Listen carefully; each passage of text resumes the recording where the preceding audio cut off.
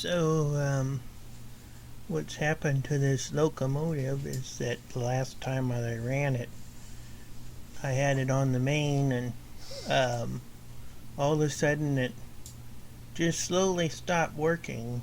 Like I couldn't get it to go forward, couldn't get it to go backward. The sound remained on for a while, and it was having the conductor yell all aboard, and the whistle was going and everything from the decoder. And then eventually that stopped working and the whole locomotive died, and I lifted it up off the track, and the front driver wheels were hanging down. They'd come off the smooth drive shaft that they were attached to, and that's one of the design flaws from MTH, is there is nothing holding those wheels on that shaft. There's no glue, there's no solder, there is nothing there. It's just a smooth surface, so they just slide right off. And so this is my attempt to repair that front driver.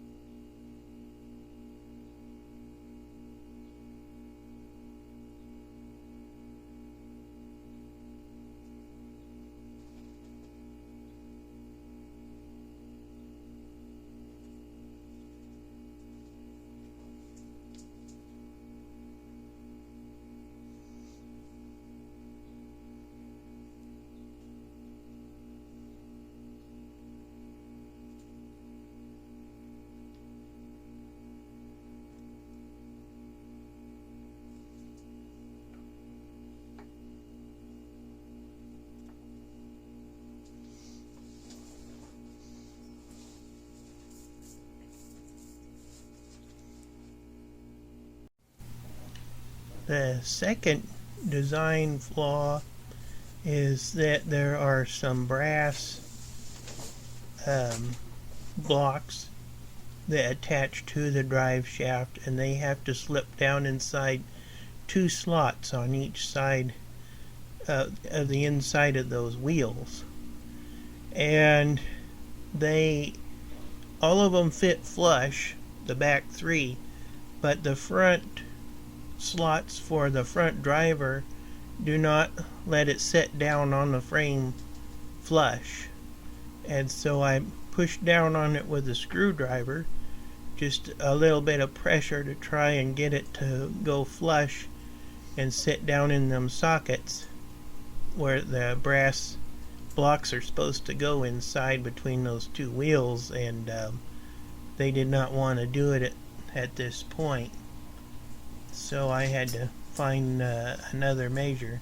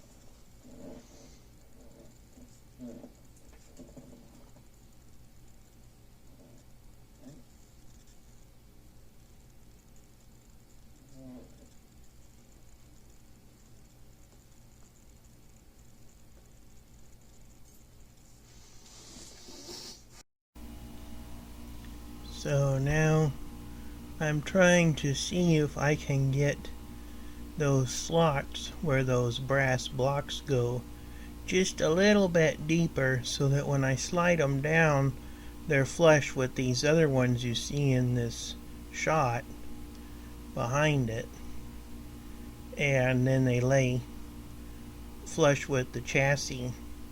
And so I thought, well, if I get my Dremel out, maybe I can get down in there and make it just a little bit deeper so that it fits flush.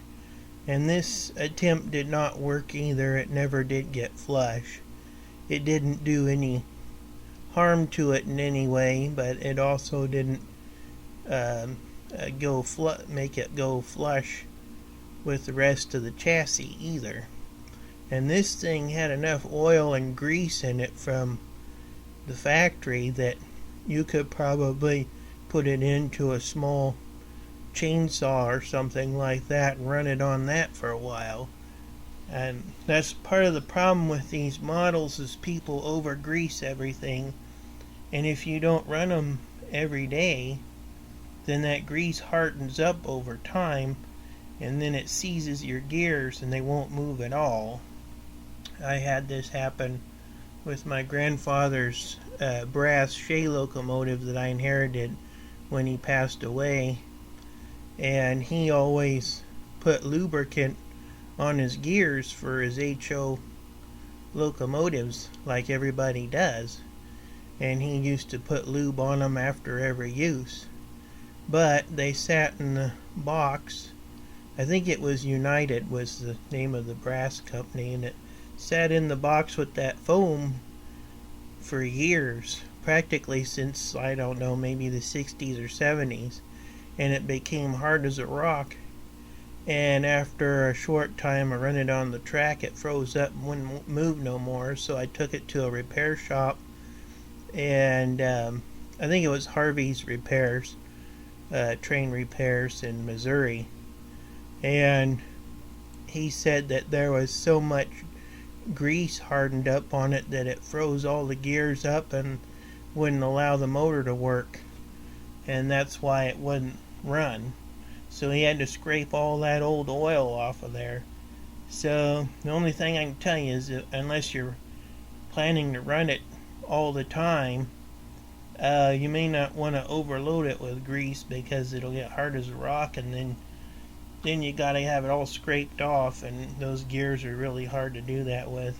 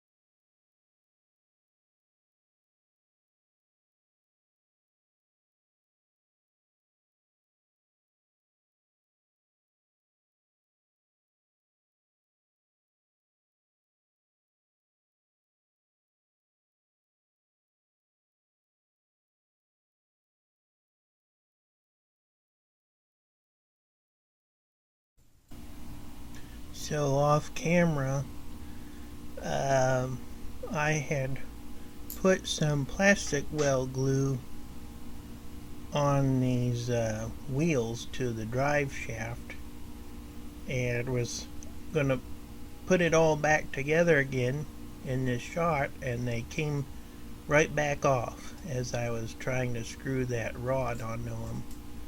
So that was my first attempt, and unsuccessful at it. I ended up having to scrape that stuff off later.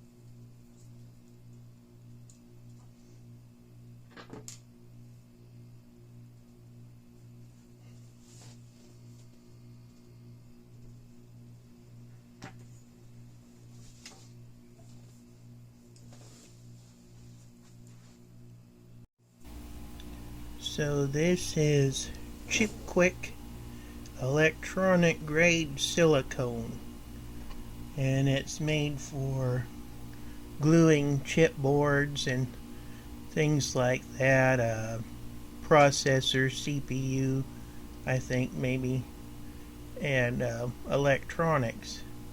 And so I thought, well, electricity needs to flow through these drivers, so I would try some silicone that would allow electricity to flow through it and into the electric motor and the decoder. So that was this attempt, and it was also not successful. It was my second attempt to try and glue these wheels onto this drive shaft, but I've learned now that there's no way to get them back on. You can't glue them on, you can't solder them on, you just have to get a whole new set somewhere. And right now it's interesting getting them.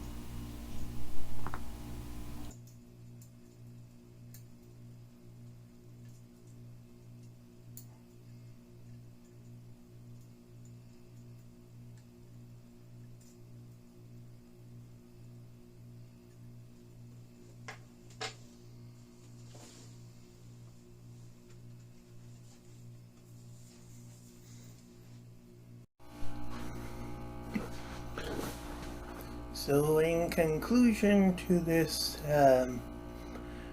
repair work, I didn't end up repairing the driver at all. And I went on to MTH's website to see if I could just order a new driver altogether. They have no parts listed on there. They said they'll upgrade it soon, which means whenever they get around to it. So I'm kind of stuck here. I'm just going to replace it altogether. The efforts that I put together did not work. And unless you have MTH Northern and HO scale for parts for a decent price, I may be able to just get a donor locomotive and part it out, since I have no idea when MTH is going to get their stock back. You can't rely on them to say they're getting it in soon, because that could be a whole year or more, especially with all the things going on in the world trying to get parts for everything. So this one was a bust. I thought I could fix it, but apparently not. So I'll either go on eBay, see if someone's got spare parts, or see if they got a Northern or same size drivers on another MTH that I could part out and put on here and replace it. It's wish we had made in America stuff, but it's the way it is. Thanks.